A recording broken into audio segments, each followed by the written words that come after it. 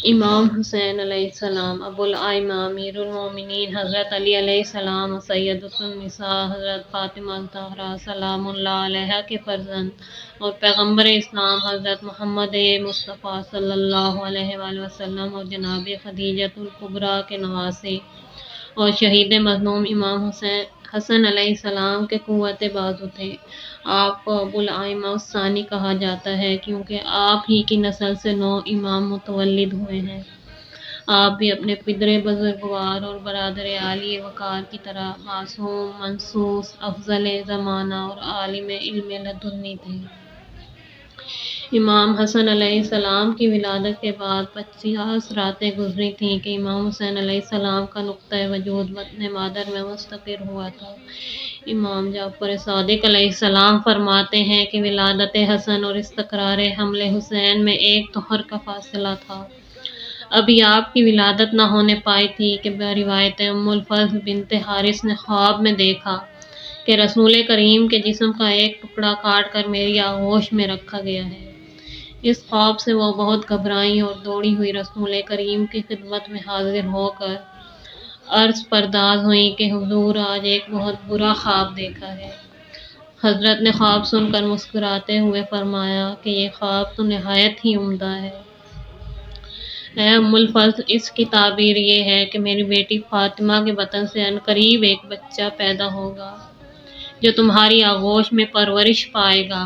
آپ کے ارشاد فرمانے کو تھوڑا ہی عرصہ گزرا تھا کہ خصوصی مدت حمل صرف 6 ماہ گزار کر نور نظر رسول امام حسین علیہ السلام بتاریخ 3 شعبان 4 ہجری بمقام مدینہ منورہ بطن مادر سے آغوش مادر میں آ گئے۔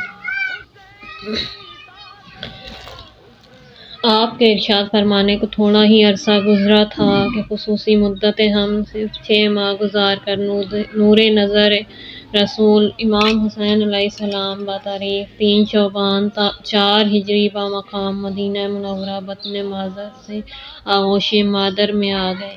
ام الفضل کا بیان ہے کہ میں حسب الحکم ان کی خدمت کرتی رہی۔ ایک دن میں بچے کو لے کر حضرت صلی اللہ علیہ وآلہ وسلم کی خدمت میں حاضر ہوئی۔ آپ نے آغوش محبت میں لے کر پیار کیا اور آپ رونے لگے۔ میں نے سبب دریافت کیا تو فرمایا کہ ابھی ابھی جبرائیل میرے پاس آئے تھے۔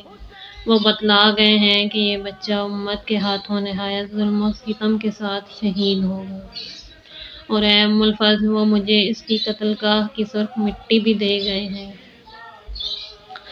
حضرت نے فرمایا، دیکھو یہ واقعہ فاطمہ سے کوئی نہ بتلائے ورنہ وہ سخت پریشان ہوں گی۔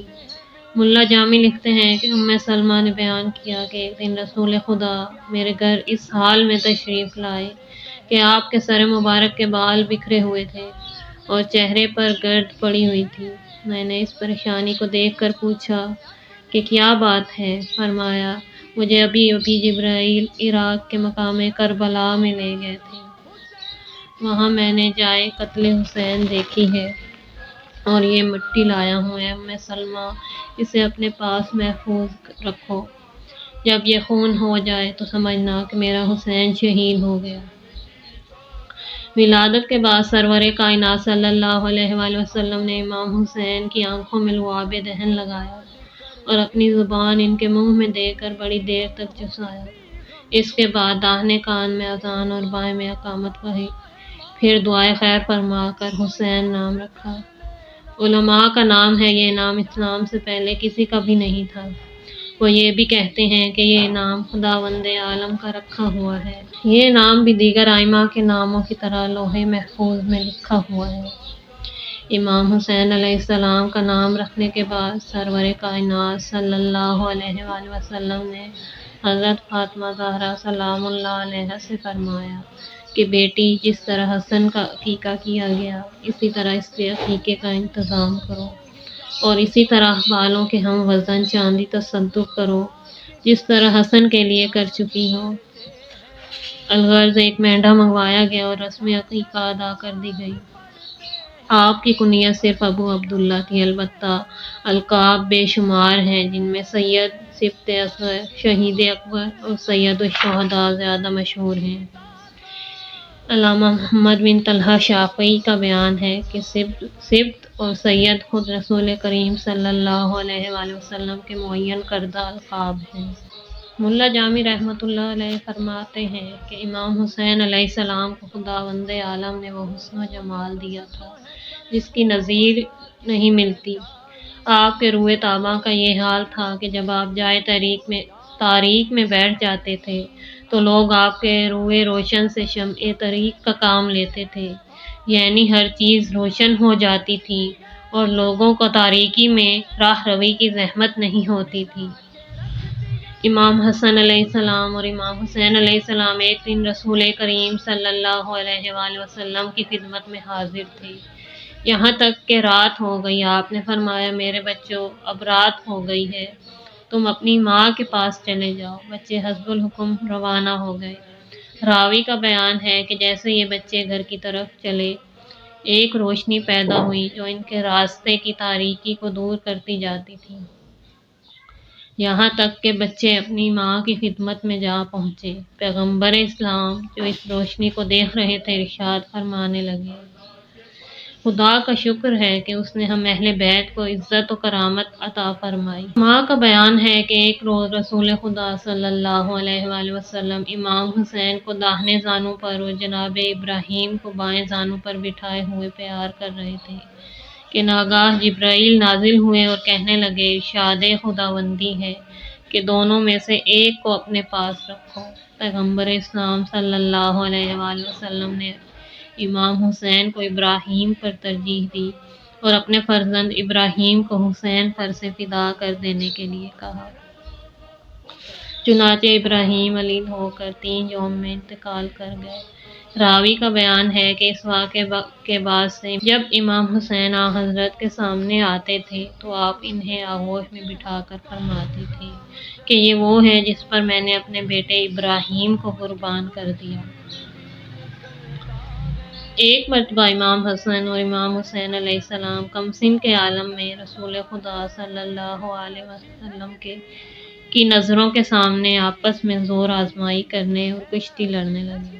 جب باہم ایک دوسرے سے لپٹ گئے تو رسول خدا صلی اللہ علیہ وآلہ وسلم نے امام حسن سے کہنا شروع کیا، ہاں بیٹا حسن، حسین کو گرا دے اور چت کر دے۔ فاطمہ زہرا نے آگے بڑھ کر عرض کی، بابا جان، آپ تو بڑے فرزند کی ہمت بڑھا رہے ہیں اور چھوٹے بیٹے کی ہمت افزائی نہیں کرتے۔ آپ صلی اللہ علیہ وآلہ وسلم نے فرمایا، اے بیٹی، یہ تو دیکھو کہ جبرائیل کھڑے ہوئے حسین سے کہہ رہے ہیں، اے حسین، تم حسن کو گرا دو اور چت کر دو۔ اسی طرح ایک اور واقعہ ہے کہ ایک دن رسول خدا صلی اللہ علیہ وآلہ وسلم ایک راستے سے گزر رہے تھے۔ آپ نے دیکھا کہ چند بچے کھیل رہے ہیں۔ آپ ان کے قریب گئے اور ان میں سے ایک بچے کو اٹھا کر اپنی آغوش میں بٹھا لیا اور آپ اس کی پیشانی کے بوسے دینے لگے۔ ایک صحابی نے پوچھا، حضور، اس بچے میں کیا خصوصیت ہے کہ آپ نے اس کی اس درجہ قدر افزائی فرمائی؟ آپ نے ارشاد فرمایا، میں نے اسے ایک دن اس حال میں دیکھا کہ یہ میرے بچے حسین کے قدموں کی خاک اٹھا کر اپنی آنکھوں میں لگا رہا تھا۔ پیغمبر اسلام کی یہ حدیث مسلمات اور متواترات سے ہے کہ حسن اور حسین جوانان جنت کے سردار ہیں اور ان کے پدر بزرگوار ان دونوں سے بہتر ہیں۔ صحابی رسول جناب حذیفہ یمانی کا بیان ہے کہ میں نے ایک دن سرور کائنات کو بے انتہا مسرور دیکھ کر پوچھا، حضور، افراط مسرت کی کیا وجہ ہے؟ فرمایا، اے حذیفہ، آج ایک ایسا ملک نازل ہوا ہے جو میرے پاس اس سے قبل کبھی نہیں آیا۔ اس نے میرے بچوں کی سرداری جنت پر مبارکباد دی اور کہا ہے کہ فاطمہ جنت کی عورتوں کی سردار اور حسنین جنت کے مردوں کے سردار ہیں۔ سرور کائنات صلی اللہ علیہ وآلہ وسلم ارشاد فرماتے ہیں کہ شب معراج جب میں سیر آسمانی کرتا ہوا جنت کے قریب پہنچا تو دیکھا کہ باب جنت پر سونے کے حروف میں لکھا ہوا ہے، خدا کے سوا کوئی معبود نہیں، محمد صلی اللہ علیہ وآلہ وسلم اللہ کے حبیب ہیں، علی اللہ کے ولی ہیں، فاطمہ اللہ کی کنیز ہیں۔ حسن اور حسین اللہ کے برگزیدہ ہیں اور ان سے بغض رکھنے والوں پر خدا کی لعنت ہے۔ ابن حریب راوی ہیں کہ ایک دن عبداللہ ابن عمر خانہ کعبہ کے سائے میں بیٹھے ہوئے لوگوں سے باتیں کر رہے تھے کہ اتنے میں امام حسین علیہ السلام سامنے سے آتے ہوئے دکھائی دیے۔ ابن عمر نے ان لوگوں کی طرف مخاطب ہو کر کہا، یہ شخص یعنی امام حسین علیہ السلام اہل آسمان کے نزدیک تمام اہل زمین سے زیادہ محبوب ہے۔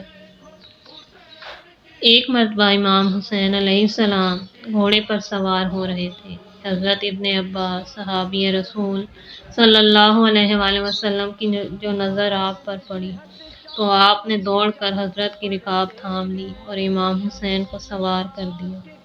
یہ دیکھ کر کسی نے کہا کہ اے ابن عباس، تم تو امام حسین سے عمر اور رشتے دونوں میں بڑے ہو، پھر تم نے امام حسین کی رکاب کیوں تھامی؟ آپ نے غصے میں فرمایا، اے کمبخت، تجھے کیا معلوم کہ یہ کون ہے اور ان کا شرف کیا ہے؟ یہ فرزند رسول ہیں، انہی کے صدقے میں نعمتوں سے بھرپور اور بہرہ ہوں۔ اگر میں نے ان کی رکاب تھام لی تو کیا ہوا؟ طبقات ابن سعد میں ہے کہ جب امام حسین علیہ السلام مدینے سے مکہ جانے کے لیے نکلے تو راستے میں ابن مطیع مل گیا۔ وہ اس وقت کنواں کھود رہے تھے۔ پوچھا، مولا کہاں کا ارادہ ہے؟ فرمایا، مکہ جا رہا ہوں، شاید یہ میرا آخری سفر ہو۔ یہ سن کر انہوں نے عرض کی، مولا اس سفر کو ملتوی کر دیجئے۔ فرمایا، ممکن نہیں۔ پھر باتوں باتوں میں انہوں نے عرض کی کہ میں کنواں کھود رہا ہوں، اکثر ادھر پانی کھارا نکلتا ہے، آپ دعا کر دیجئے کہ پانی میٹھا ہو اور کثیر ہو۔ آپ نے تھوڑا پانی جو اس وقت برآمد ہوا تھا تلخ فرما کر چکھا اور اس میں کلی کر کے کہا کہ اسے کنویں میں ڈال دو۔ چنانچہ انہوں نے ایسا ہی کیا، جس کی وجہ سے کنویں کا پانی شیریں اور کثیر ہو گیا۔